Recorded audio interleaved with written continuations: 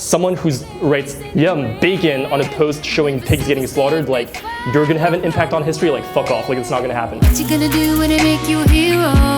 Got a president paying you. For me, I became vegan about 4 years ago, and that completely changed my life. At the time, I was in college, and I was on track to becoming a filmmaker. I was at Chapman University. I was a film major, and I thought I was going to be a filmmaker in Hollywood. That was supposed to be my path. That's what I wanted to do. That's why I moved to California in the first place. But then when I became vegan, it became very clear to me emotionally, very quickly, that this was so important to me.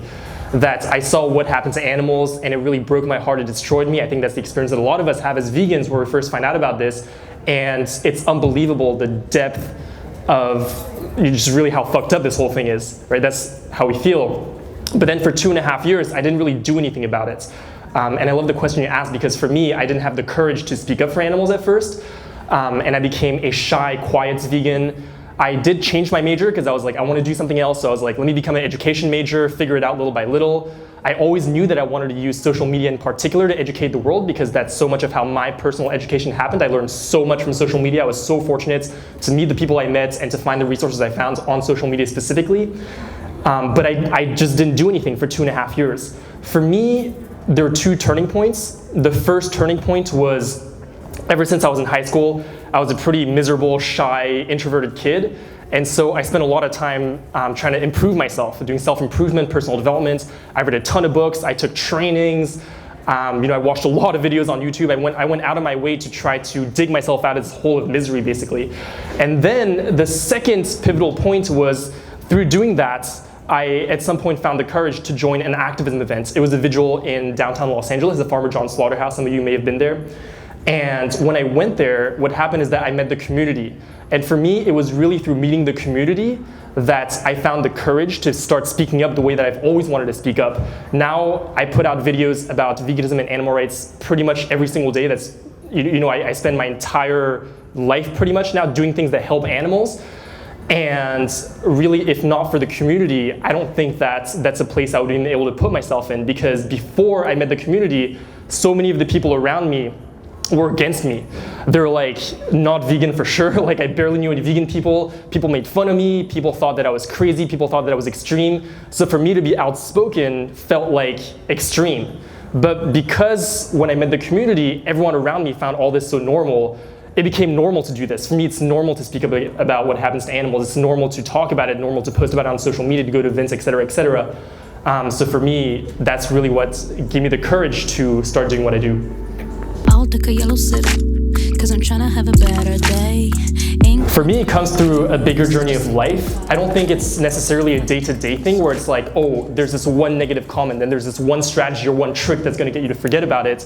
For me, it's more, how do I live my life in such a way that every single day I'm growing as a person so that I outgrow these problems? I want to become the type of person that it's not just negative comments about veganism that don't bother me, but I just want to become unreactive to things outside myself in general. I want to become reliant on myself to find happiness, confidence, joy, et cetera, so that when I do run into this type of thing where someone says something negative about veganism or makes fun of me, it doesn't affect me, not because I have a strategy in the moment, but because I've grown as a person to outgrow that or to go beyond that, so to speak. A second part to what you said, I think is really relevant to a lot of us. And for sure, I think for a lot of us, we relate to this feeling where we think about what happens in the world and it hurts like unbelievably. It's crazy.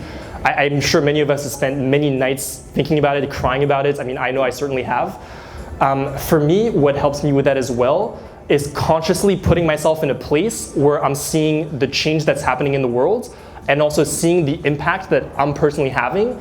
Because as human beings, what I found in my own experience and through what I've learned is that we selectively focus on things. So if we always focus on the negative, if all we see are those negative comments, all we hear are people dissing us, making fun of us, then that's what we're going to focus on. We're going to feel like that's the entire world. But conversely, if you put yourself in an environment where people are encouraging, where you see people who are going vegan, where you see people who are receptive, then that also, I've seen that flips that for me. For example, yesterday I made a post on Instagram where I put a 4-part expose of the pork industry basically. And through that effort, that post reached about like 60,000 people, which was incredible. And I'm so grateful that that happened. It was thanks to the community. And then I went into the comments and I saw two types of comments. And I saw some comments of people saying, you know what, I'm never gonna eat bacon again, I'm going vegan. But then of course there's some other people who would say, wow, I'm gonna eat bacon in your honor. This really makes me wanna eat bacon. And I realized that I have a choice to make in that moment. I have a choice to either focus on all the negative comments or all the positive comments, because they're both there. And in the world is so vast that of course there are gonna be people who are unreceptive. But at the end of the day, what I know for fact, or at least what I choose to believe, this might be delusion, is that all those people are gonna be historically irrelevant in the end. I don't believe that those are the people who are gonna shape history. Like someone who writes, yum, bacon on a post showing pigs getting slaughtered, like you're gonna have an impact on history, like fuck off, like it's not gonna happen. And I know that.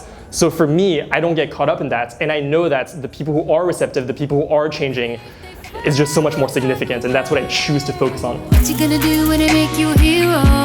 Got a president paying you checks on his payroll. You're the man in the mirror.